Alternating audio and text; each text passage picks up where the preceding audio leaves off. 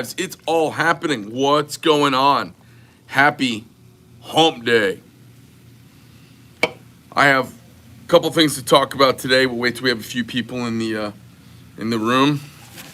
We want to talk today about. Well, we got a little message for Uncle Ted, Ted Nugent.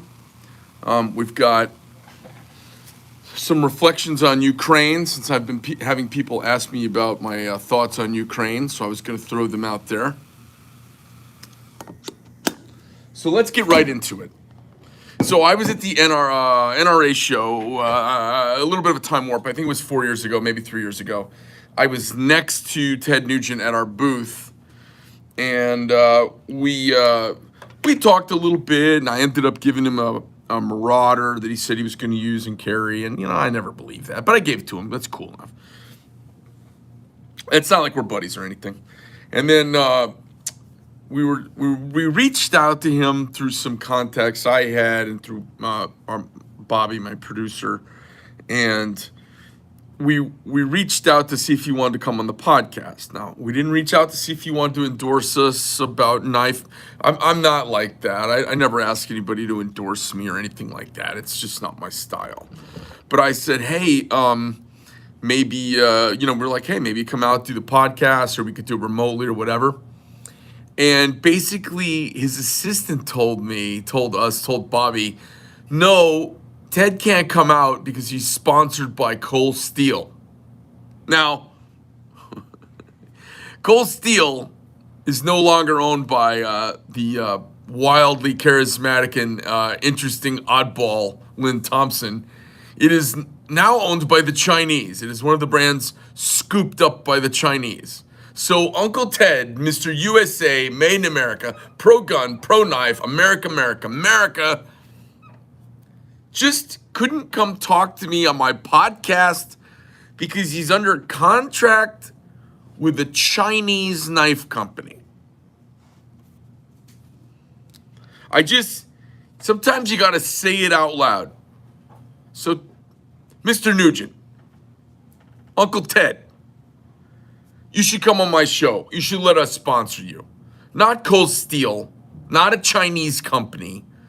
And last I knew, the Chinese, if they sponsored you about knives, it would never preclude you from coming on my political podcast. I'm flabbergasted. So you guys, reach out to Uncle Ted. Yep, bought SOG as well. Reach out to Uncle Ted and let him know what you think.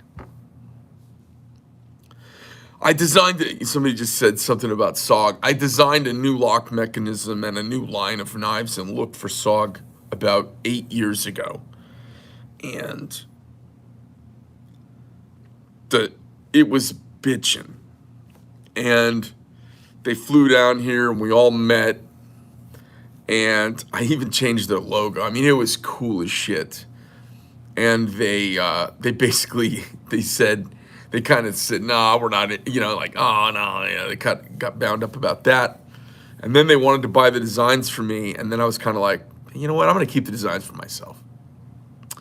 Okay, well, that concludes the knife portion and the calling out of Ted Nugent portion of today's show. So, if you don't want to hear about anything but knives, now is the time to fuck right off. Let's dive into Ukraine. This is really weird for me. I wish they put the little monitor for your face over by the camera lens, because it always looks like I'm retarded looking off to the side. I'm watching myself in the video, and it's 2 feet away from me, so my eyes are away from the camera, and it just looks weird. I think it looks weird. Imagine if I talked to you like this, if someone went to talk to you, and they were like, hey, what's going on? Hey, are you coming with me? And they're just like looking off to the side.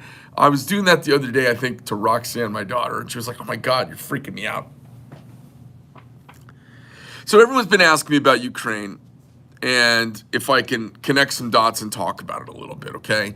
So let me just say a couple of things up front. I was a Lance Corporal in the Marine Corps. I was not part of grand strategy. I'm a reasonably bright guy. I've read a lot of military strategy and history books. I think I'm sharper than the average bear, but I and I followed geopolitics as like a hobby, and I've been doing it for following geopolitics for probably 40 years, maybe 35 years. And I find oftentimes when I hear generals talk and I hear politicians talk at the national level, certainly at the state and local level, I find most of them have been doing other things and now they have this career, and I've been in this kind of sport or hobby for a long, long time.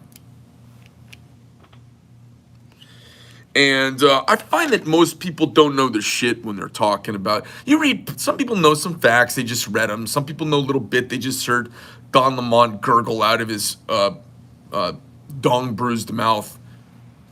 But I don't find a lot of people who can kind of tie it up in a bow better than I can in my head anyways. So I'm going to give you my take. So one of the reasons I always call out women in their voting and the lack of accountability for people who don't register for the selective service and don't typically serve in the military in times of war is there's no accountability for bad leaders and voting for people because you don't like them. Leadership is not about a personality contest. It's about what power, policy, and public face will they project for the American people.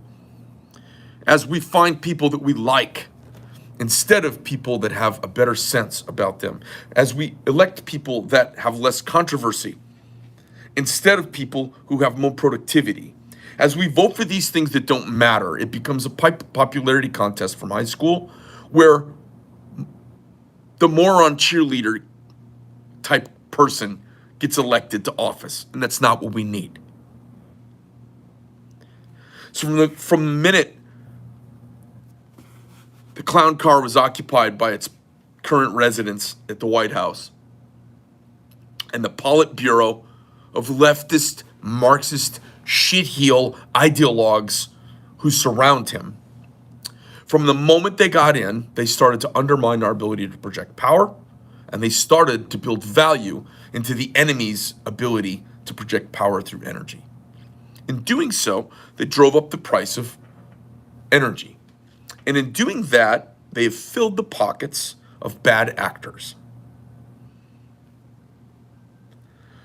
When we buy billions or trillions of dollars worth of energy from domestic sources, that money is spent on the 40-hour work week, time and a half overtime, OSHA, EPA, insurance, health insurance for employees, vacation pay, clean water, clean air, clean production, and then that energy gets used in a clean and regulated way. We're responsible global citizens. When dummies who don't understand the world economy, don't understand the interconnected world market, and they believe in ideas more than facts, like greeny people and global warming types, and if you're one of them, listen the fuck up. If you think the United States is not going to use 100,000 gallons of oil, 100,000 barrels of oil today because it's not coming in from Canada, therefore we won't use it, we're being green, you're a stupid fucking moron. We're going to use the 100,000 barrels.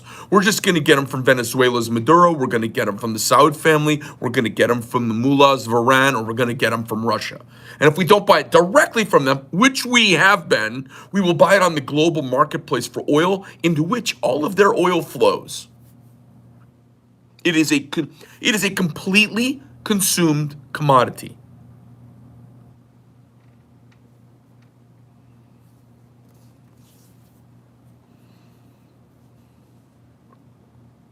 When you do that, you have collectively put your head up your own ass and you've given money to dictators. And then they start doing what they do. Now, we pulled out of Afghanistan with our tail between our legs. I don't need to beat that up. That's a whole other gigantic discussion, okay? We have the guy in office who was part of the red line in Syria against Russia that was not followed through. He was vice president under Obama. His administration that he was a part of put the red line in the sand that basically created the caliphate. They said, oh, America won't follow through what it says it's going to do, and the caliphate pops up. And it goes on and they say it's the new norm. Trump comes along, gone in a few months. Just data that I brought in empirically, experientially from the world to help process what I'm about to say about Russia. So this guy in office, when he was second in command under Obama, they projected their weakness. They didn't hold a line when they drew it. They're liars and they're profiteers. And they lied to the Russians, they lied to the world, and they lied to the Syrian people. And that's what Putin knows about this administration, that they're liars. They're disingenuous. They have no courage. So now, the same Putin is up against the number two from the feckless, weak leadership that got its dick handed to it in Syria and in the caliphate in the Middle East. He's dealing with the same guy. Hey, Amy, if you want to take her, you can. She probably needs to go. Yeah. Dealing with the same moron as before. As he said, he's met Putin numerous times. Guess what Putin knows? Putin's a smart, savvy guy. He stayed in power a long time where you typically don't get unelected, you get dead. In a place where you don't get unelected, you typically get dead. It's been very rare over the last 200 years where a Russian leaves power alive, like Mikhail Gorbachev. Super rare. Almost always ends up in dead. So this guy who's been able to hold on to power over there and amass probably more wealth than any human on earth, were it all to be known where it is, he's battling up against somebody that he's met numerous times, and his ding-dong son. He's got the real brief, not the one from CNN, and Don Lemon, and Anderson Pooper, either one of those guys. He's got real intel, and he knows what we all sense and know, if you're an honest broker. And so what we've been doing, as we've been doing our victory lap since 1988 about being the sole surviving superpower and rubbing it in their nose, and as China's rise has happened, Russia has seen itself go from a prominent player, the United States here, and they fall down and falter as the Soviet Union breaks apart. Now China has risen up and is a major player. That's their old little Chinese little brother that they don't really like, but they're, misery makes good company. The two of them were bedfellows, right? And now China is surpassing them, and they're feeling less and less relevant. And what do less relevant men do? Sometimes they lash out. So I see a psych profile around a guy that used to be in the KGB in a great evil empire. He didn't think it was evil. He just thought it was a great empire that could project power globally and was a superpower on parity with the West. He has seen that and come to life and come to power in that, only fall and collapse and to become irrelevant as your little Chinese brother grows up and surpasses you, and now he's lashing out. And then what do? We do a victory lap in arrogance, and we start to close in on him with these Article 5 NATO nations. For those of you who don't know, it's just part of the NATO charter. If someone becomes a member of the gang, anybody invades you, we all have to respond. Now, whether that would happen or not, mostly it would be the U.S., and that's mostly what you care about. Believe me, if you get invaded, you mostly want the U.S. to come to your aid. So the UN, as much as I don't like it, I'm sorry, not the UN, NATO is really an American power ploy. Not play, ploy. It's a way to trigger us immediately into action into Europe. Nobody's worried about Germany getting invaded and Romania coming to its aid. Nobody's worried about France being invading. They're worried about any NATO country. It was meant to trigger a cataclysmic response and make the cost for aggression so great the status quo would remain and nothing would change, because they want stability. Remember, when this came together, we had just come out of World War I, just come out of World War II, and we said, Jesus, let this be no more of this insanity. Because you can only carry so many millions of bodies back to a country and plant them in the ground before somebody says adults have to be in charge. So we've pushed and we've pushed and we've pushed. And we've pushed NATO membership, and we've admitted more people into NATO. And what it's done, we've had a little island hopping campaign where we're closing in these countries, working our way east towards Russia. Now, if you have no aggressive intention, that's not a problem. If you're paranoid about defense, that could be a problem. Why could it be a problem? Well, because the United States, we don't just say, hey, let's be friends. You can be friends, we'll be friends. That we say, hey, we'll be friends, and let us start doing, biochemical research in your country. We want to put missile defense systems in for Western Europe, and we'd like to put troops in a base and have jets flying on the border. That's what we do. Now, I don't blame us for doing that, but we can't be numb to the fact that we show up and we're kind of the, big baby Huey with big elbows, and we kind of push everybody around. Do we do it legally? Yes. Do we do it fair and square? Yes. Do we pay everybody? Yes. Does it blow up in our face? Yes. We're like the rich guy who buys the house in your neighborhood, and he puts in a batting cage, and he puts in a soccer field, and he puts in night lights, and he puts a 3-story toy barn in, and at some point everybody goes, Jesus, the guy can look in my backyard now. I liked it the way it was before. Now there's these lights on at night. That's what we do. We show up. It's the fucking show. So while we've been doing all these little things which leftists really ought to know, because you're all a bunch of fucking wussies who are worried about microaggressions that wind you up and ruin your life with microaggressions. We've been microaggressing on Europe and Eastern Europe into the former Soviet republics for 2 decades. We can only antagonize somebody so long before they maybe snap at some point. So the idea of Ukraine being a NATO treaty member spooks Russia because it blocks them from the Black Sea. It blocks them from the Crimean Peninsula, which blocks a major waterway, which starts to strategically pin in a nation. So we can't talk about what Russia's doing without honestly talking about what we're doing. And then we've been over there taking money and bribes, ask Hunter Biden and Joe Biden. We've been taking bribes from them personally to send billions in American taxpayer-funded projects. Now, as the light of day is shown on these projects, they're not all nice.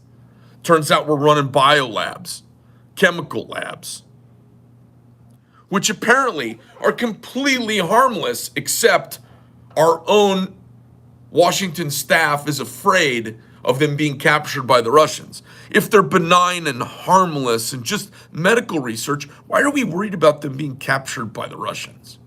Oh, they could use them against us. They have their own biolabs. The story's not making sense, and we're being lied to. Why haven't we called a meeting with Putin and said, hey, you know what? We're going to respect your space, and we want to leave some buffer that's non-NATO.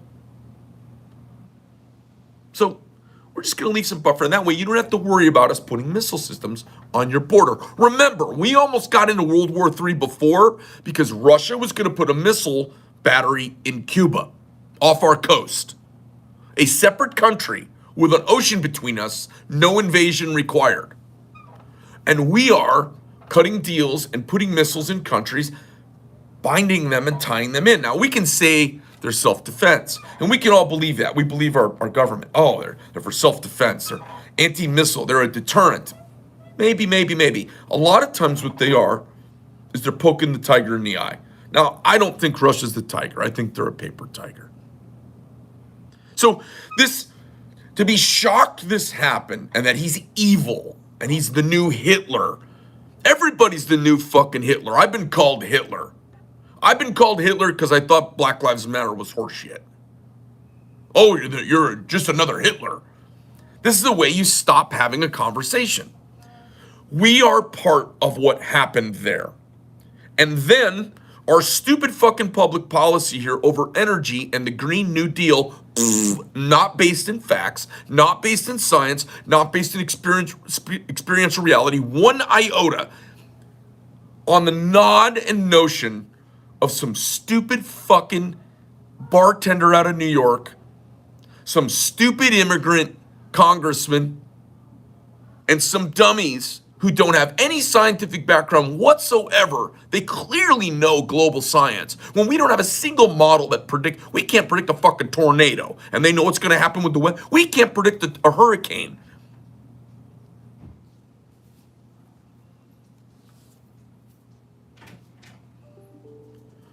We can't predict a hurricane, yet they're going to use the same people who make those models that can't predict a hurricane to predict the future so that we can avoid something in 200 years that may or may not happen, or 400 years that may or may not happen, so we can cause a calamity and a catastrophe now. So what we've done, we've funded our enemies by constraining our oil, and we're still using it. We still buy it. We're constraining our oil, and we're paying them for it. We've outsourced it and made it more expensive, and we've given the money, the power to them. Then what do? Now they got money to fuck around. Give a bad actor, give a irresponsible world leader, give him a couple $1 billion and see what he does. He's already got all the hookers he wants. He's already got dancing bears. He's already got MMA guys that hang out with him so he can roll around in his underwear. What do? Let's make sure the United States can't fuck with us in Ukraine. That's bullshit. I want a buffer between me and those guys in NATO. That's not unreasonable sounding when you put it in context. Now, I am no fan of this fucking guy, and I'm no fan of the Russians. I spent my time in a cold weather unit preparing to fight those fuckers. Couldn't give two shits about them.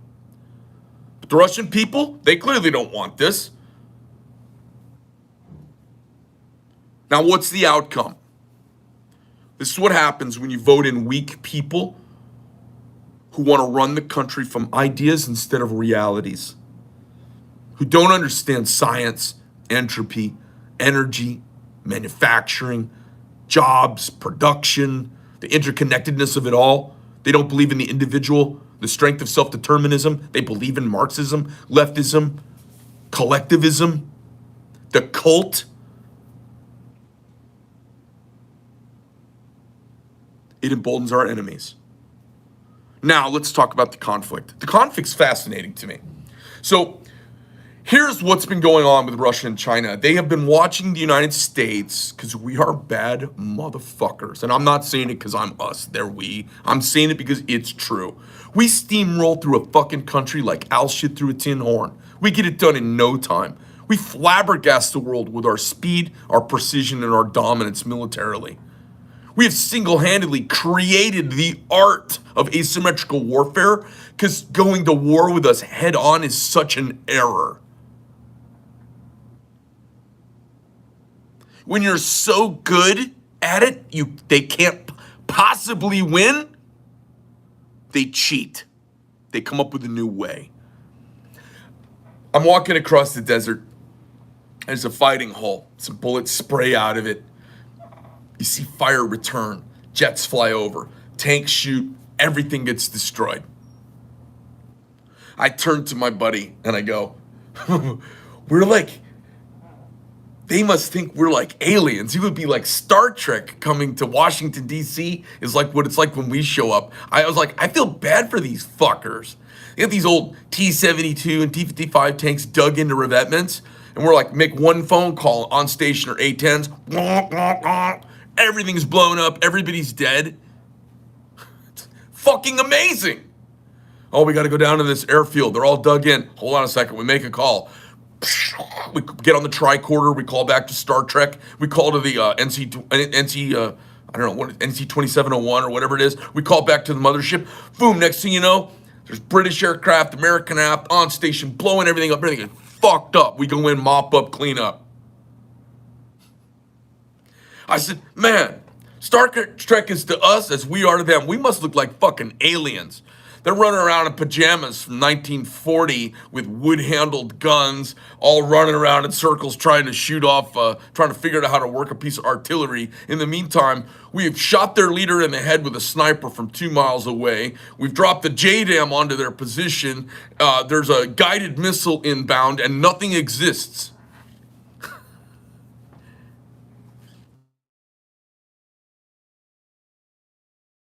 The outcome is we knew that Russia was a shit military. It's got some good people in it and a lot of skinny jean, cigarette smoking, vodka drinking fucking cityites that have been pressed into service.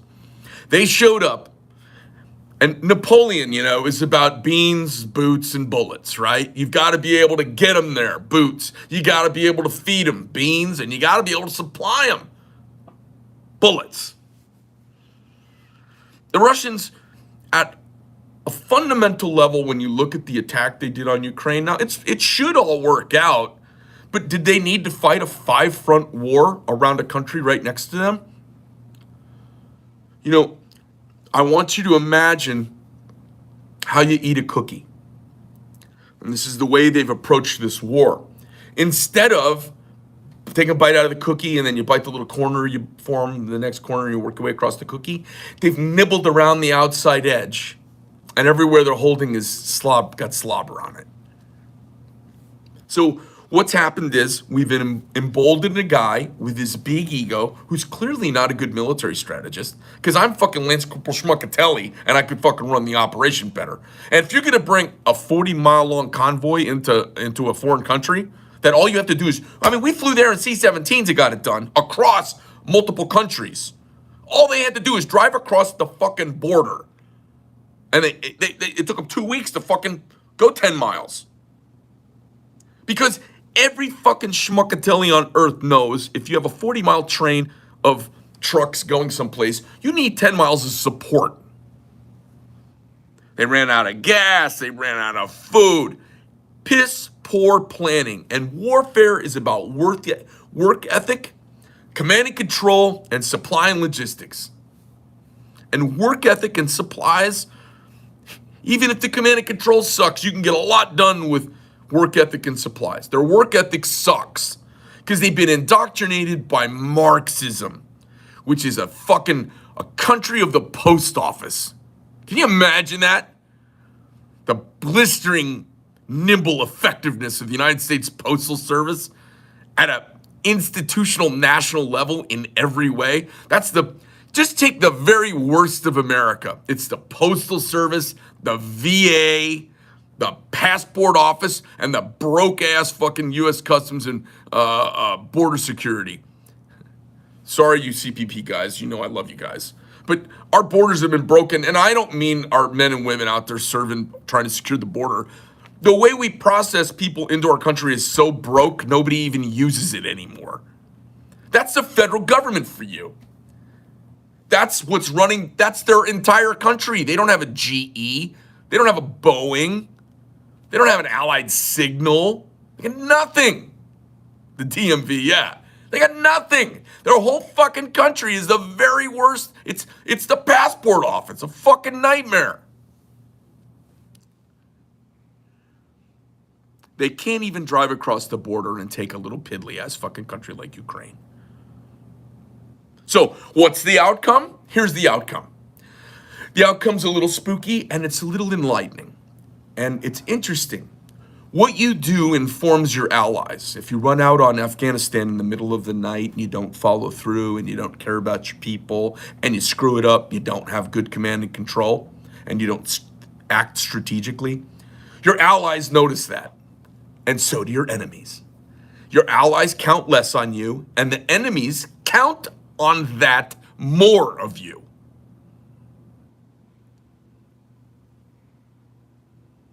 So here's what's happened. Instead of steamrolling through Ukraine like they should have in 5 days, with a single front war completely controlled from Russia so they could have active supply lines bringing stuff to them and work their way across the country, work their way over to the European borders with Poland. Instead of that, they decided to attack from all over, And when you squeeze on something, it starts squirting out between your fingers and they can't control it.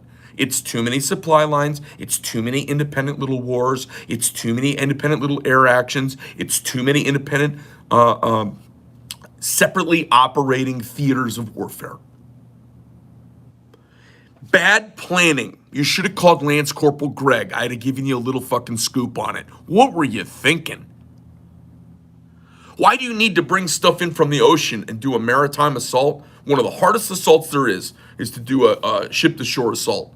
Why would you want to do an amphibious landing when all you have to do is drive across the border and guys jump out of the back of trucks from your country?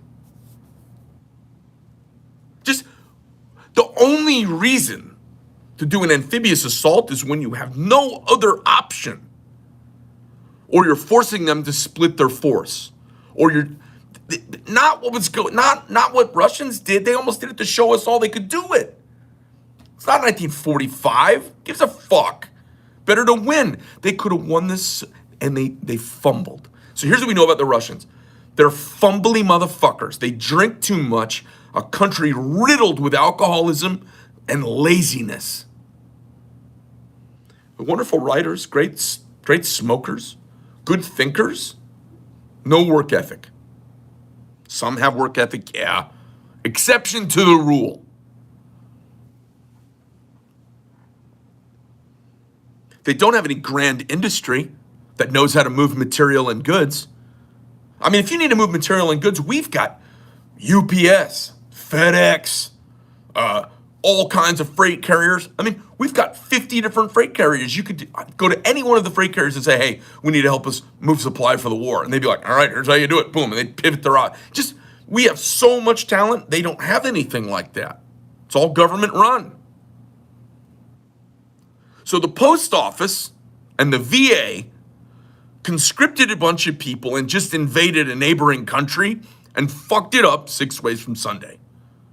Now, China drills with them. It's their big brother. It's where they've gotten their military tech from, their military training, their military savvy. They got it from the Russians. And in doing that, they're now watching their big brother Russians haplessly win, potentially, in an awful way that leaves nothing but shame and ridicule on them. So what we thought might embolden the Chinese to take Taiwan, it ought to take their breath away and make them think a little bit. You know, our big brothers, we got all of our military tech and energy and innovation from. These Russians, boy, they couldn't even drive across the border and take a scrabbly bunch of kids and old ladies and girlfriends with Kalashnikovs. This whole thing about loading everybody up on boats and heading across the water to Taiwan, boy, if we can't get this done in a couple days, this would make us look really bad. And Taiwan's more well-armed. Taiwan's Air Force is serious. And spectacular modern equipment. And then their missile defenses are world-class. So, interestingly, when it gets down to a fight with a big guy and a little guy, it's never a win for the big guy.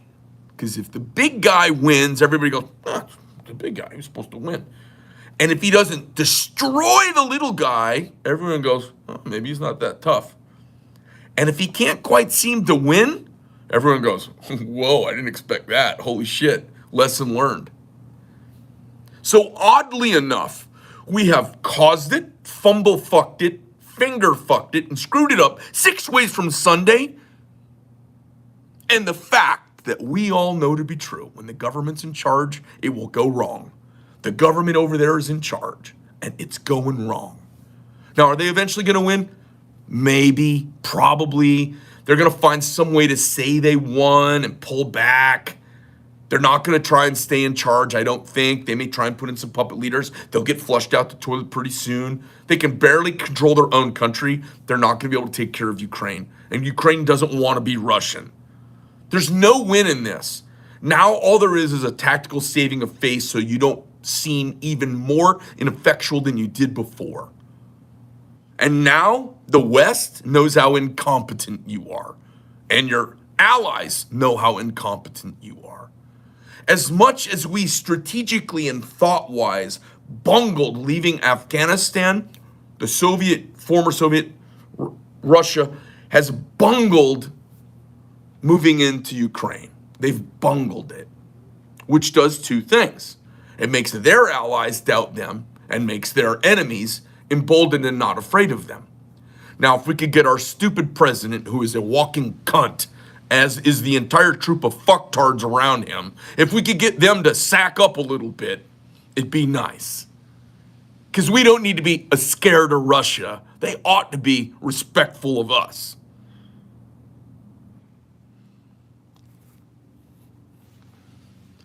Now we're getting pulled into a no-fly zone. A no-fly zone? I mean, NATO's out of its mind. We get into a no-fly zone, we'll be in a gunfight with Russia within a week. It's not a proxy war. This is the principles. The kids have shown. The kids are not fighting on our behalf. Dad has shown up from each side of the family, and they'll be in a fist fight. It won't be pretty. I hope we are moving massive amounts of troops right now in preparedness. Because if they decide to do a no-fly zone, and I hear a lot of talking about it in the Europeans, now what's happening now is the Europeans are a bunch of cunts. They've been emasculated so long, as Aristotle talked about, good countries start out masculine, and as they become soft and effeminized, they collapse and become corrupt. Well, as Europe has become soft, effeminized, and corrupt, they're scared shitless of Russia right now. They're going to go for anything that gets somebody stopping them. And since they don't pay their fair share for their own national defense, they don't keep standing armies practically anymore. They rely on us to do everything militarily. What it means is the Europeans are going to be very apt to be all for a no-fly zone, because they just want Putin to lose at all costs. They know that Putin's not going to fire nukes at Belgium if the United States puts a no-fly zone and enacts a no-fly zone. I mean, a no-fly zone, don't believe what anybody says. A no-fly zone is a declaration of war without the courage to say it. We will go to war with Russia. I don't really see how that benefits us. And could we do it? Yup. Do we want them to be desperate and fire off a nuke towards us? Not really, but it could happen. That's the gamble, right? So the outcome is our stupidity created the vacuum for this to happen. Their stupidity has them losing face horribly. If we let the Europeans steer things, we will get sucked into a European war that the Russians feel they have to fight existentially, but they don't have to fight.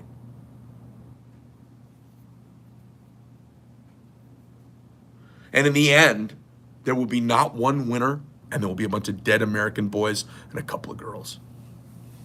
Which is why I vote the way I do and why I talk the way I do. Anyways, I pray our leaders keep their wits about them. I pray that I don't even know what to say about this current leadership we have. They're so bad.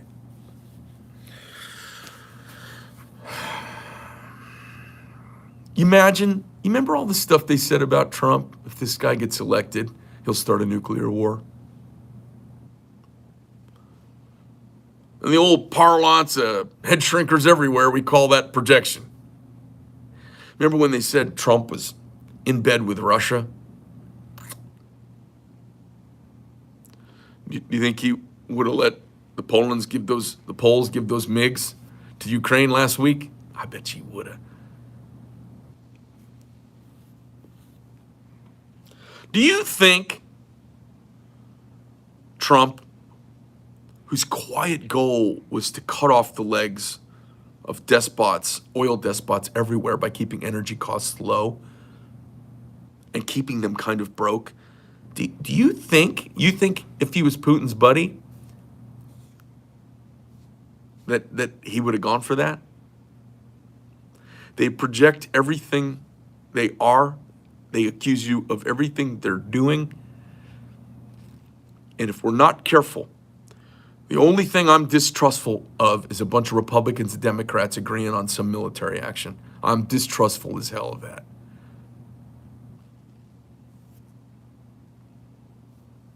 They're a bunch of sheep. All right, so that's my 2 cents on Uncle Ted not being able to talk to Greg Medford because he's under contract with a fucking Chinese knife company. And that Chinese company now owns Cold Steel and SOG. So I hope you don't buy them. They're fucking Chinese. They have Chinese interests. Chinese marketplace. Nah. Jesus Christ, guys. And Ukraine? Really? All right. Greg Medford. Medford Knives. MKT USA. ASK Knives. Go check me out on Spotify. Check me out on iTunes. You can, of course, always see me here on YouTube till they censor me. You can also find us over on Rumble. It's the Greg Medford Show. Check it out. See what you think. I have prominent political figures in I talk to. It's great fun. We have interesting things happening. There are going to be things coming out, movies that you see us in the next year. I'm so excited. I can't give any details, but I get these little snippets of video from stuff being used on movie sets, and it just tickles me to no end. It's going to be fun to see it happen. You guys get to be a part of it. You know, we got to be careful, you guys. Don't believe the hype about going to war, but there are a lot of hidden lessons from it, and I think they're kind of fascinating to dissect and look at. I hope you had fun stopping in. Thanks for being here. I'm out.